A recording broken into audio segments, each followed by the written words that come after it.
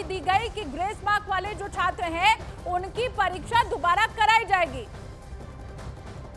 13 जून को supreme court की NEET मामले में सुनवाई, क्यों सिल्वर लाइनिंग है। न्यूज़ 18 इंडिया आपको सिलसिलेवार तरीके से यहाँ पर बता रहा है। अलख पांडे जी हैं, यह हजारों नहीं, हम ये कह सकते हैं लाखों छात्रों के भविष्य को संवारने का ये दावा करते हैं और इन्होंने सुप्रीम कोर्ट को भी अप्रोच किया था। आज किस आधार पर आप इसको सिल्वर लाइनिंग मानते हैं? सिल्वर लाइनिंग सिर्फ एक आधार पर मानते हैं कि एनटीए ने आज पहली हियरिंग के अंदर सबसे पहली चीज़ एनटीए के डायरेक्टर साहब खुद आए, तो एक लेड बैक एटीट्यूड खत्म हो गया। अब उनको लग रहा है कि ये इशू हाईलाइट हो गया है और मुद्दा आज बच्चे सड़क पे हैं, तो आए। और पेटिशन शुरू होने से पहले ही उन्होंने खुद ही उनके काउंसिल ने एग्री किया कि जो 1563 बच्चों को हमने ग्रेस नंबर दिए थे उससे बच्चे डिससेटिस्फाइड है, हार्ड बर्न हो गया है और ये सही नहीं है, इसको हम रिट्रेस करते हैं। तो अगर वो अपने पहली हियरिंग के अंदर आके अपना सबसे बड़ा मुद्दा ग्रेस पे वो कह रहे हैं कि ये गलत है, तो और ना जाने कितनी गलतियाँ होंगी। क्या क्या गलतियाँ हैं आपके हिसाब से कंटेंशन से, आप बताइए।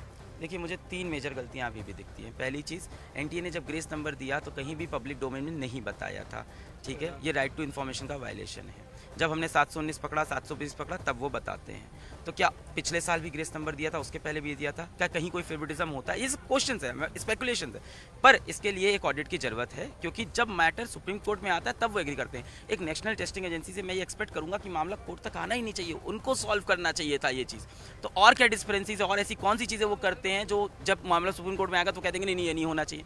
दूसरी बात, उन्हीं बच्चों को ग्रेस नंबर मिला, उन्हीं को रिट्रेस की अपॉर्चुनिटी मिल रही है जो लोग माननीय हाईकोर्ट गए, अपील की। तो क्या एक 18 साल के बच्चे को अब ये भी सीखना होगा कि पेपर लिखने के तुरंत बाद मुझे घर नहीं जाना है, मुझे माननीय हाईकोर्ट जाना है सारे इश्यूज बताने के लिए। वो तो एक्सपेक्ट करता है नेशनल टेस्टिंग एजेंसी से कि वो न्याय करेंगे, हमेशा सही डिसीजन लेंगे।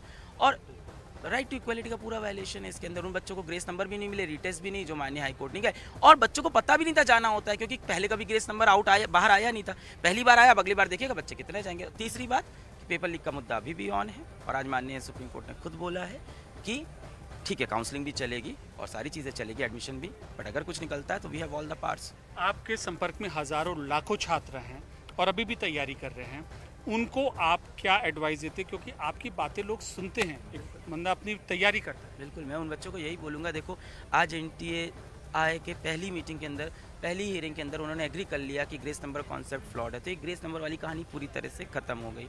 इसको एक सिल्वर लाइनिंग, एक रे ऑफ होप, एक छोटी सी जीत आप मान सकते हो। इसके साथ साथ हम पूरी कोशिश करेंगे कि बाकी मुद्दे भी सही तरह से जांच हो और सारी चीज़ें आप भी कर रहे हो। पर बच्चों, मैं आपको यही बोलूँगा कि सब कोशिश करेंगे, सारी चीज़ें होंगी, बट दुनिया प्रैक्टिकल होती है, कई बार चीज़ें वो नहीं होती जो आप चाहते हो, जो मैं चाहता हूँ। देखो, मैं भी दिन रात यही कर रहा हूँ। One exam is not the end of the life. मुझे पता है कहना बहुत आसान है, पर मैं भी जीवन में 12th पास ही हूँ। 10-12 साल लगते हैं अपने आप को बनाने के लिए। अपने माँ बाप के लिए सोचिएगा, अपने लिए सोचिएगा, जीवन में आप डेफिनेटली कुछ बड़ा करेंगे।